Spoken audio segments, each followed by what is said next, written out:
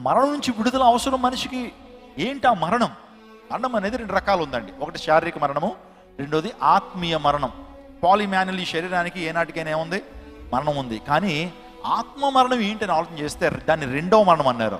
ఆత్మ మరణం అంటే ఏంటంటే ఒక ఆత్మ నిత్య నరకాగ్నిగుండంలో కాలటం అనేటువంటిది ఆత్మ మరణము. దాన్ని రెండవ మరణం అన్నారు. ఆ రెండవ మరణం నుంచి మనకు విడుదల కావాలి. ఆ పండు తినుదును నిశ్చయంగా నువ్వు చచ్చదువు అన్నాడు. చచ్చిపోలేదు, శారీరకంగా చచ్చిపోలేదు, ఆత్మీయంగా వాళ్ళు ఏమైపోయారు? చనిపోయారు. ఈ రోజున ఆత్మీయ మరణం నుంచి మనకు ఏం కావాలంటే విమోచన కావాలి. అంటే మనం అపరాధము చేయడం ద్వారా, పాపం చేయడం ద్వారా మనం చచ్చిన స్థితిలో ఉన్నాం. అలాంటి చచ్చిన స్థితిలో ఉన్నటువంటి మనల్ని క్రీస్తుతో ప్రభు ఏం చేస్తున్నాడు? బ్రతికింప చేస్తున్నాడు. అంటే Christ is the redeemer here. ఆయన విమోచకుడు. దేని నుంచి మనల్ని విమోచిస్తాడు?